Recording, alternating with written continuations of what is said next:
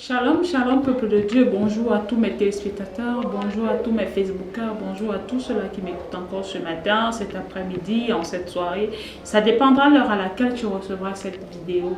Mais j'aimerais que tu saches que cette vidéo, elle est pour toi.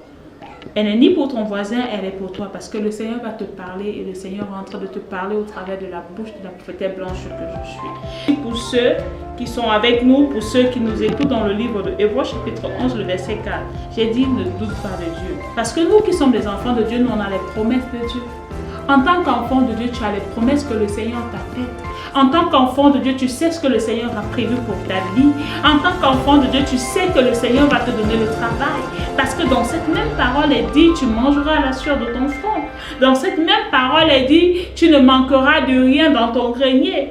La Bible, c'est-à-dire que Jésus-Christ de Nazareth, qui n'est autre que Dieu le Père, Dieu le Fils, Dieu le Saint-Esprit, connaît ce dont nous avons besoin. C'est la raison pour laquelle je viens te demander ceci, mon frère, ma soeur, qui m'écoute, de ne pas douter de Dieu. Parce que lorsque tu doutes de Dieu, tu es comme un homme irrésolu, tu es un homme incertain, tu es un homme qui n'a ni devant ni derrière. C'est pourquoi je viens déclarer ce matin que le Père augmente sa grâce dans ta vie au nom puissant de Jésus. Que la grâce de Dieu te donne la force de ne ni douter, ni d'avoir les doutes pour ce que le Seigneur a prévu faire dans ta vie. Même si ton âge est avancé, même si tes amis ont dit, même si ta famille a dit, mais qu'est-ce que ton Jésus a dit? Ça nous arrive de douter, est-ce que je vais me marier? Est-ce que j'aurai d'enfants? Oui, ma soeur, tu auras un enfant. Oui, mon frère, tu vas te marier.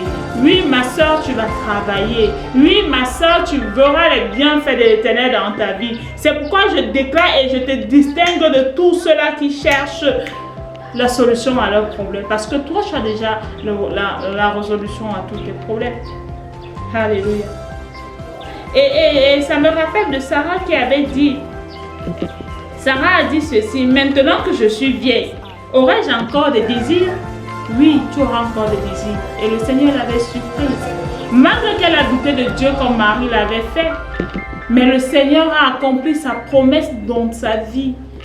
Le Seigneur a essuyé les larmes de Sarah en lui donnant un fils. Ça me rappelle Anne. Si nous tous nous connaissons l'histoire de Anne, qui était stérile selon la médecine, selon la science, qu'elle ne pourrait pas faire d'enfant. Mais ça n'empêchait pas son mari Elkanah de l'aimer. Mais elle avait une rivale qui lui mortifiait d'insultes et Anne pleurait tous les jours. Seigneur, je veux un enfant. Jésus, donne-moi un enfant. Jésus, donne-moi un enfant. Et Anne avait compris que le secret de sa solution, c'était en allant à l'église. Mais je suis surpris de savoir que quand on dit aux enfants de Dieu aujourd'hui, il faut aller à l'église le dimanche. Ils ont tellement de préoccupations, ils sont tellement absorbés par ci ou par ça. Il n'y a que Anne. C'est pourquoi je bénis le Seigneur et je bénis la vie de Anne. On se verra au paradis et je le lui dirai. Anne avait compris que le secret c'était la prière et le Seigneur l'avait exaucé. Mon frère, ma soeur, que Dieu te bénisse, que Dieu t'exauce, que Dieu t'entende. Nous restons disponibles à vos écoutes, à vos écrits, à vos appels. Amen.